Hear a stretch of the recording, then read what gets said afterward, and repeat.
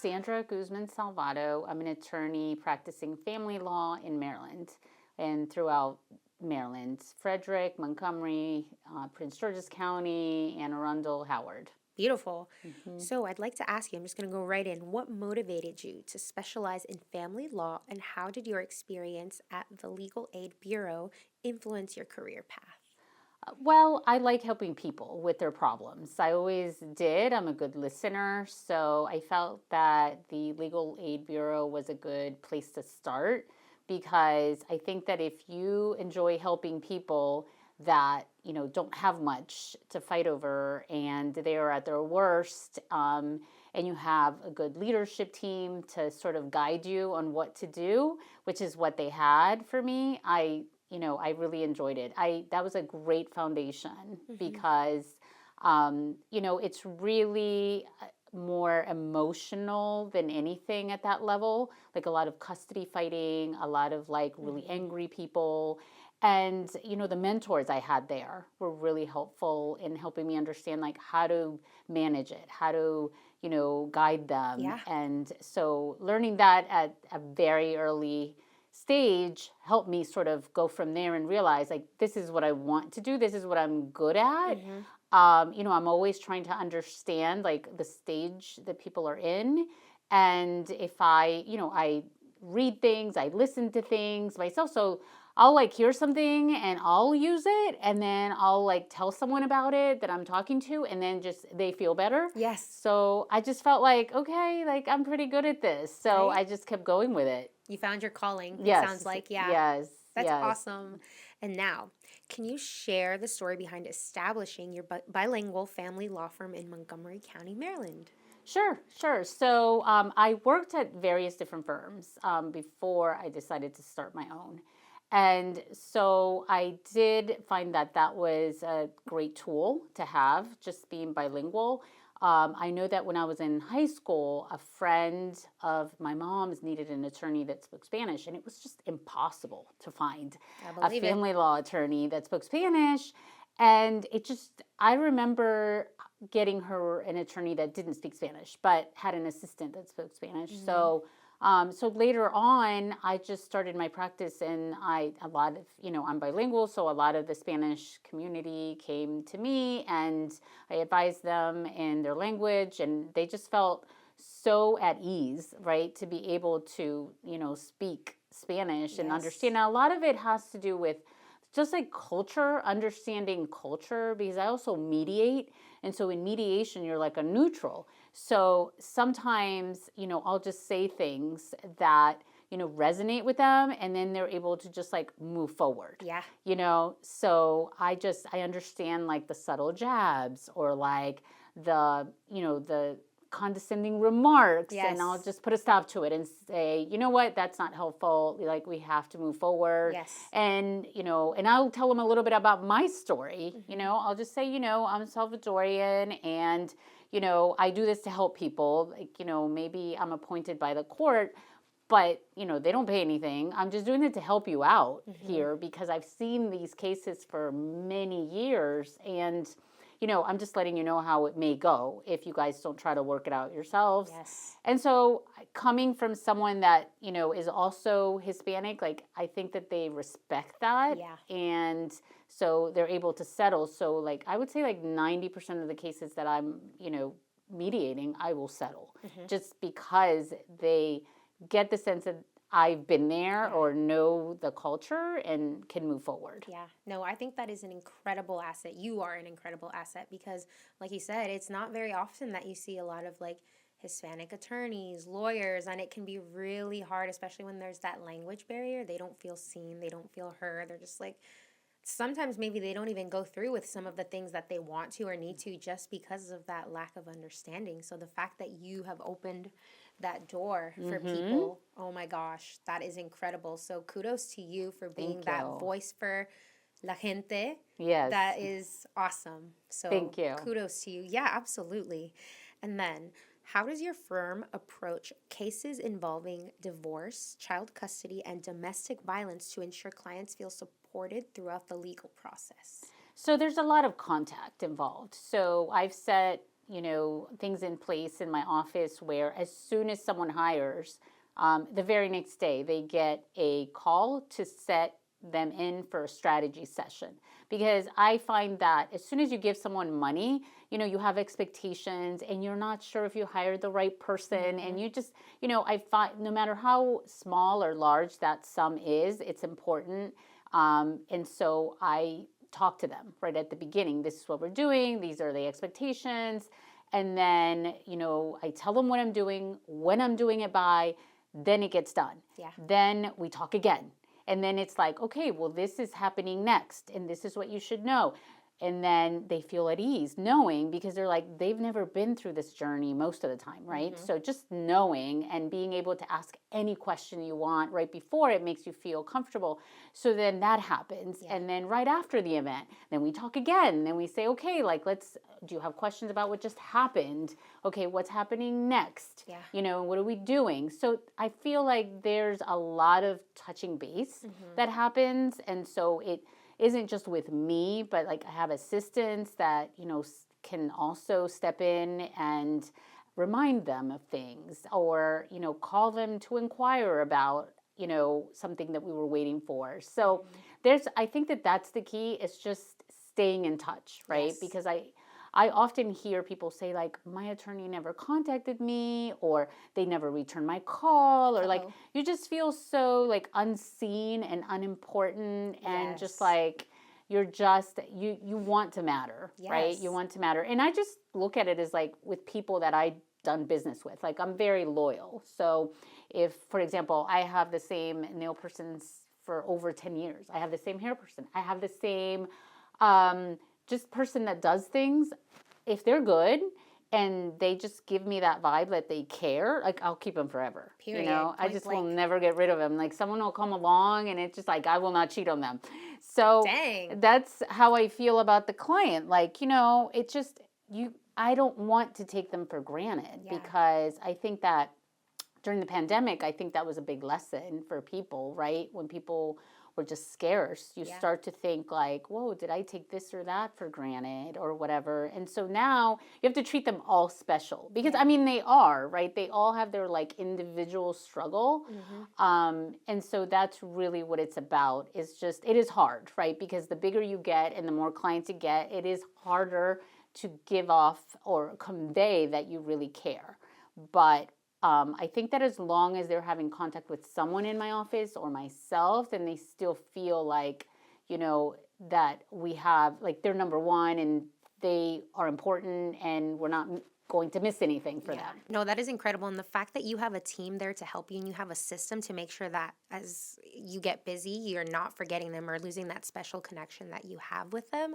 That is so important, that you're not keeping them in the dark. You're letting them know, hey, we're going to fill out this paperwork because this is actually going to be helping you with this. So I know it's an extra step, but I just want you to know that it's going to benefit you if we do it this way.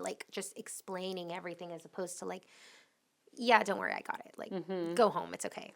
I love that you do that. And especially since, again, you speak Spanish and English, I'm sure they appreciate that so much. I grew up with parents and I was their translator and I would help them. So I know how it goes when it's somebody, you feel seen. And the fact that your background, you're from El Salvador, they feel seen. So that's absolutely incredible. Yeah, no, I know the phobias people have. People hate filling out forms. People hate gathering things. And I'm always okay, I can be as involved, or my team can be as involved or as less involved as you want.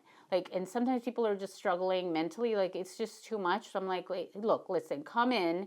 My assistant will sit down with you and log into every account that you have right there next to you. A printer's attached. So all you have to do is hit print, and so people just really like that, because sometimes they've lost their jobs or, it's just they're stressed out, right? Because now they're a single parent and they have too many things that they've got to juggle and deal with. And so I try to convey to them that I'm there, put it all on me, put it all on us really in the office. Gosh, yeah. That's the one thing you don't have to worry about anymore is your legal problems, right? Yep. Yeah. Thank you. Yeah.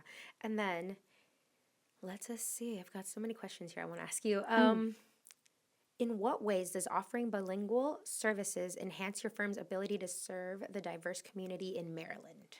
Well, I think that it definitely helps to offer bilingual service. I think that right now it varies from time to time, but I think that, for example, right now I have more, I'd say bilingual or Spanish speaking only clients right now. And it changes over Yeah. time. Like last year, I think it was just maybe 40% of my clientele was like bilingual or just Spanish. And then this year it started off with just a higher level of Spanish. And I think for a lot of different reasons. In my area, there are a lot of attorneys that it's the kind of profession that you do end up getting burnt out. You can, right, get burnt out. And so a lot of them like went to the government. They no longer have practices in near where I am. Or some of them, just retired, right? They've been around forever.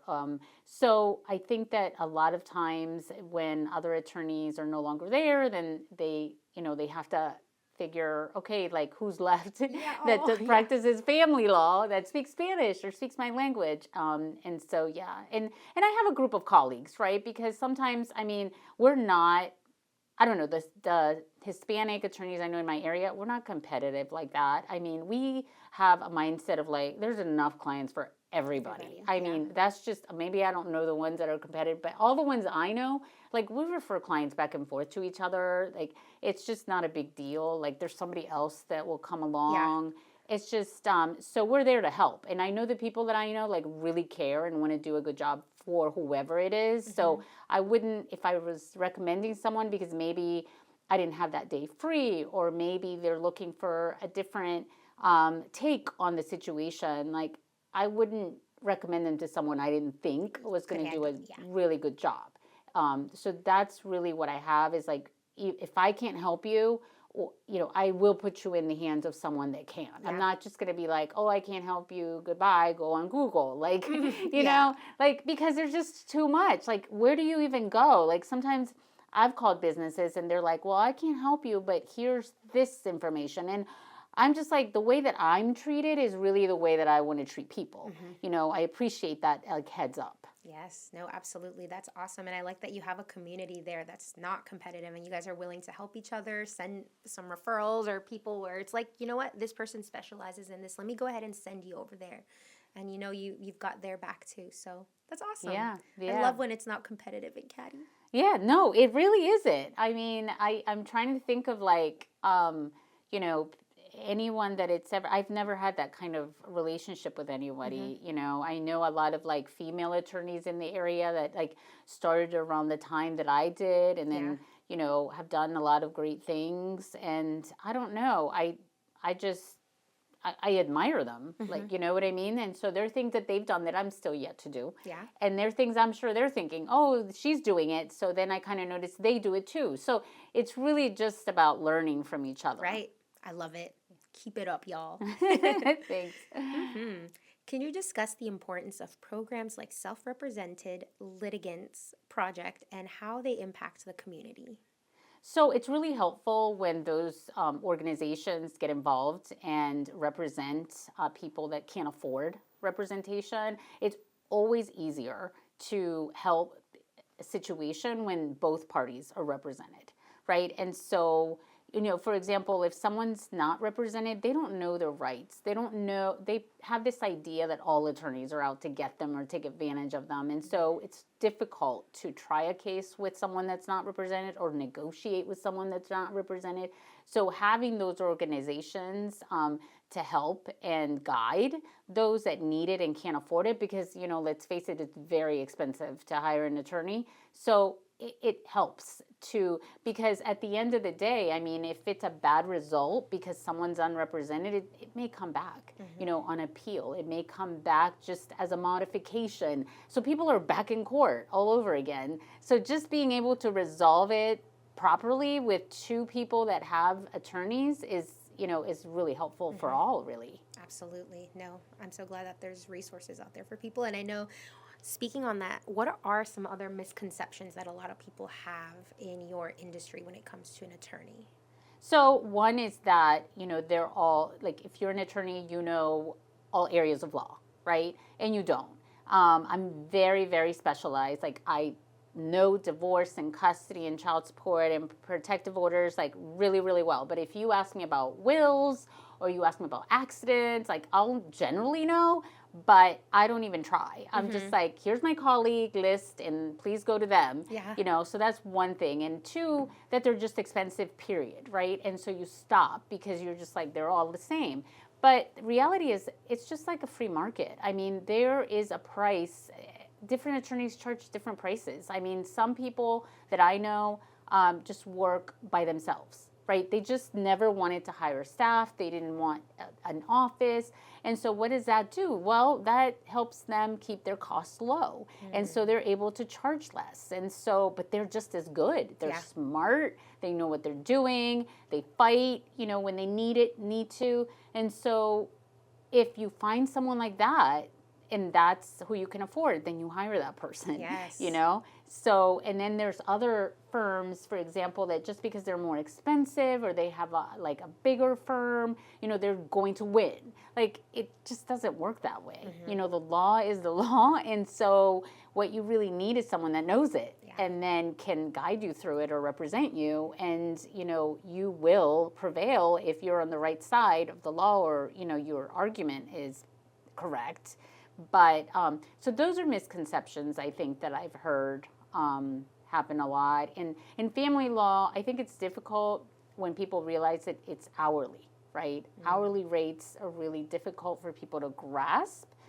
But, you know, most people do charge hourly in family law. You know, flat fee cases are reserved for like uncontested divorce. Like if both parties want the divorce or, you know, then it can be a flat fee because you know exactly what will happen. But when it's not, I mean, you pay a deposit, but then it could just keep going. And so the more you call your attorney, the more it will cost. The more you email your attorney, the more it will cost. And so really you have to sort of, you know, I try to tell people where they are with their retainer every week, because I don't ever want them to be shocked and surprised. Like after 3 months, like, oh my gosh, like what happened? You know, no, I'm even not front. Like I'd rather scare people at the beginning and then have it be more positive than for them to just like be shocked, you know? So at the beginning, I'm just like, this is the deposit and this is the range of what I think will happen. But like, you never know. No surprises. Like, I just don't want, I'd rather them like take 2 weeks to think about hiring than to like, you know, rush, right? I've told people like, you know what, you don't sound sure. So why don't you just take a couple weeks to think about it? Because I just don't want you to like, you know, hire and then regret. Like, I'll just leave them alone because it's fine. Yeah. You know, definitely be sure. For sure. Look at me. Yeah. Anyways, but no, you're absolutely right about that. People do need time and they need space.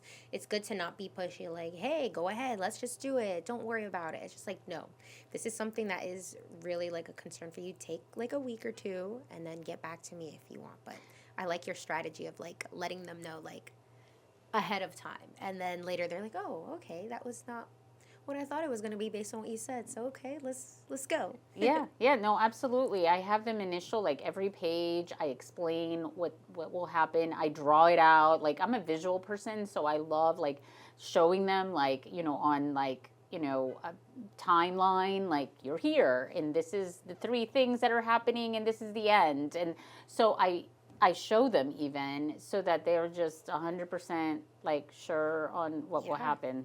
And I love it. And I can totally see the passion that you have with this. Like the fact that you take your time and you're just like, look, I'm a visual person too. Let's go ahead and draw a chart here, a timeline of what it's going to take and where you're going to be and where we think this is going to lead. So I think that's awesome. And I can tell you definitely have passion. I know you said like, look for people who like, are they going to win the case? Are they going to fight for you? Yes, these are all things you should definitely look, but you should also, in my opinion, find someone who has compassion, passion, and cares and like knows like what people are going through, like the struggles. So I think that's, again, I'm just like so in awe because you're another Latina woman here and I don't see them often. So when I Great, do, thank you. I'm just like, see, we can do it, Oh, y'all. Like, good. it's rare, but it's awesome. So I'm just very happy that you're here Oh, today. thank you. Yeah, no, this is great. Of course. And now, how has the landscape of family law evolved in recent years, particularly concerning child custody and support issues? So I think that with custody issues in particular, I think I see men getting custody of children more often than not because, for a long time I feel like, there was a stereotype, right? That mom was always best. And it's not always that way, I mean, women have every right to feel like they want to be the breadwinner and they want to be working, and that's fine. And so, or sometimes I see more so than not equal parenting going on, like 50-50. A lot of that is being awarded lately, just 50-50. Like both parties are just, both are employed, both are career people, both care and love their child. The child loves both of them. Yep. Like, so what, there's no reason why both of them can't share. So I see that changing. Also with child support, the guidelines changed so that now child support that one pays may be higher than in the past, but of course that makes sense. I mean, the cost of everything is a lot more, and I've never heard anybody who's paying say, I'm not paying enough, right? Or someone that's receiving say, that's just right. Like there's always that, like, that's not enough, or that's too much. And, it's, the thing with child support is that, most of the time it is what it is. Like there's really very little you can say to someone who's a W-2 employee. It's like, I'm sorry, but that's your gross income. I know that's not really what your take home is. And I know your rent is like $5,000 a month, but it doesn't matter. And so that is, a tough issue to like talk to someone about, because it always does, when my client is the payor, it always does feel to them like it's too much. Yeah.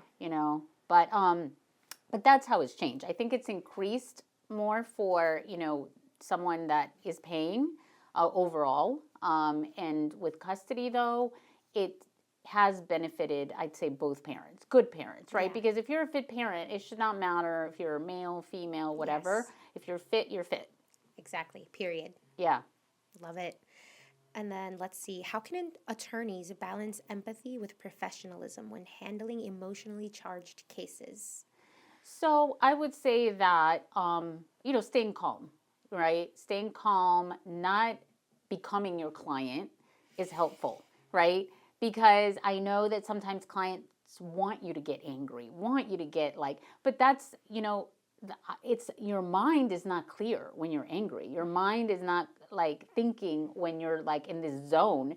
So I think that letting the client know, like, you feel them, you understand it, it's justified, it's appropriate, but at the same time, like, there are ways to go forward from that, and that there are things they're not seeing, because as soon as I'm not a psychologist, but as soon as you become angry and upset, your perception is limited. So like, I'm here as your attorney, as someone over here outside of that, and I can tell you what you're not seeing. And so just giving them a little more perspective. So like hearing them, understanding them, letting them know it's okay. And that's what happens, right? This is suffering like happening to you right now. And it happens to so many people. But trust me when I tell you that this is just temporary, because I've taken people from here to over there, and everyone that's over there is telling me, thank you so much. I was such a jerk. I'm sorry I yelled at you. Thank God you are the voice of reason. Yeah, like I still have people like contacting me from years later, just like every time I talk to them, they're apologizing. Oh, they're like, why did I act like that? Thank you. Yeah, yelling at my staff. I mean, obviously I put a stop to that. I was please do not ever do that again, But at the same time, like, we understand, like, emotions are just, like, out there. So I think understanding, but also, like, pulling them in and reeling them in and, like, letting them know, like, what they're not seeing can be helpful. Yeah, absolutely. No, I love it. And I love that you are the voice of reason, because, like you said, when we're in that moment, forget it. Like, there's no reasoning with that. So you have to be that person. You cannot let their perspective get to you and you stoop there. And then later, like you said, they will be like, oh my gosh, that was so embarrassing. Why did I do that? You were right. This is why I hired you. Thank you. Yeah, So, no, absolutely. I mean, I remember a few cases where a client insisted on speaking, and I was just like reading the vibe, reading the judge. I was like, no, they're attacking your spouse right now, this judge. The less you say, the better. Let's just watch. But no, he insisted on talking. And so he talked and he ruined it. Then he became a target. So later after that, he's like, you were right. You were right. I was like, sometimes it's not just about what you say, it's what you don't say. Yeah. And so like you have to constantly be reading the room and knowing, should I, shouldn't I, right? Because I was like, if you were being attacked by that judge, you bet I would have spoken up and I would have fought for you, but you weren't even under attack. Like you could have just chilled with me. Like, like I told you, but I mean, you found out, you learned. So we ready to do this? yeah, right? exactly. Yeah, yeah. I love it. Thanks for sharing that. And then, what do you like to do in your free time when you're not out there fighting these cases, helping people? What eases your mind? What helps you de-stress? So a lot of things. Like I have 3 kids, so spending time with them is always like de-stresses me. So talking to them, they're all into sports, right? So watching them play sports is, you can't think about anything else other than the game, right? Soccer and volleyball. Yeah. Another thing is watching a movie, right? Obviously, when you're watching, you're not thinking about anything else.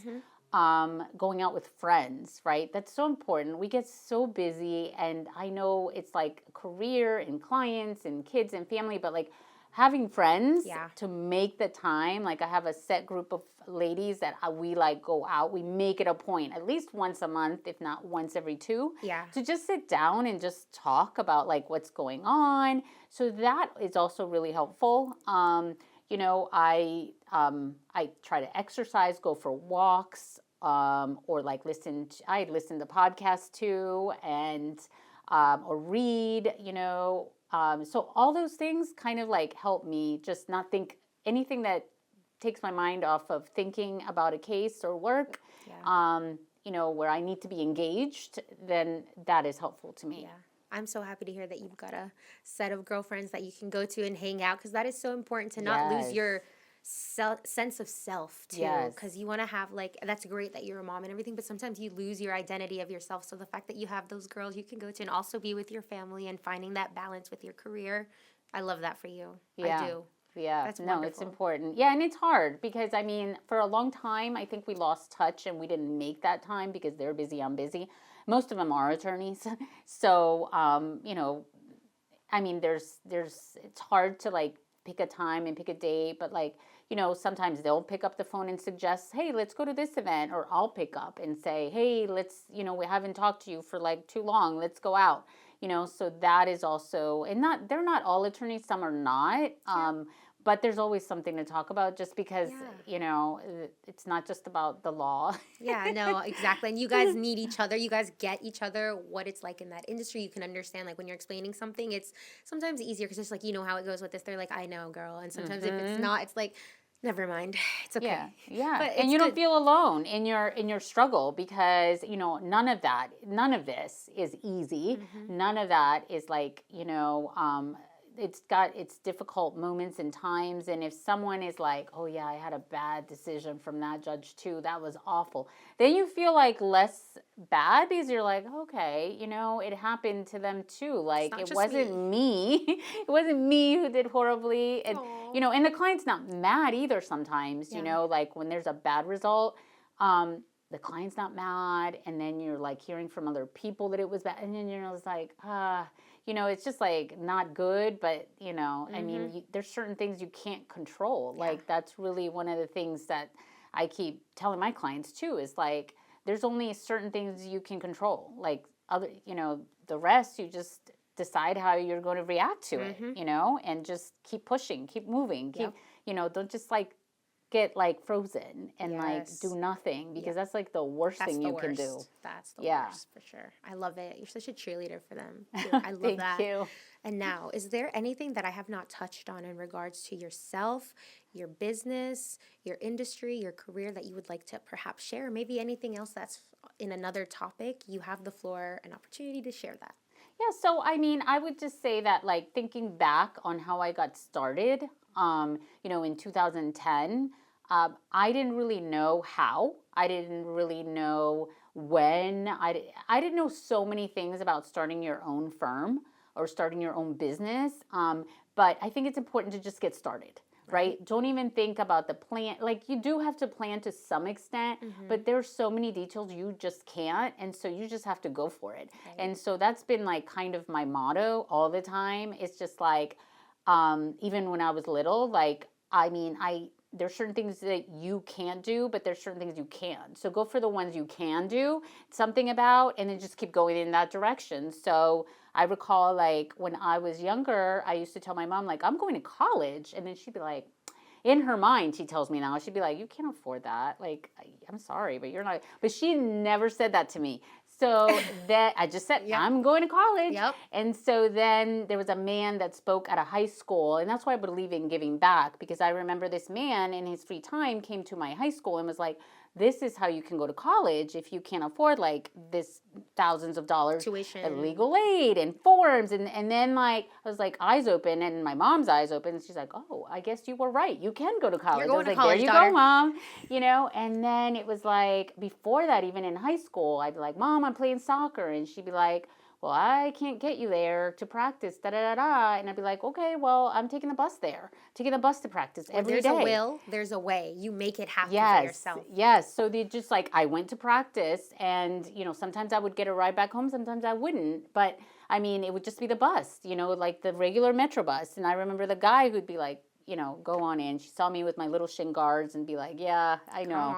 You're going to practice, So, I mean, it's just, and then even when you get started, you don't have the money, you're not making it yet. So then you're like, okay, what's available to me right now that I can utilize? And it was like interns coming from everywhere wanting to work for a lawyer, it's like, oh yeah, come on in, So they helped me because they wanted the experience and I needed their help. So it was like a win-win. Yep. And so then that intern became a full-time intern. Then it was like the first assistant. So it's just about like, like looking around and seeing like, okay, like this is what I want, but like, what do I have available to get it going? Yeah. And so just keep pushing really is the thing that, I think is the goal here, because, one of my kids recently was like scared to go to a soccer game. And I was like, what are you so afraid of? Like, what is the worst that can happen? Like, literally, what is the worst?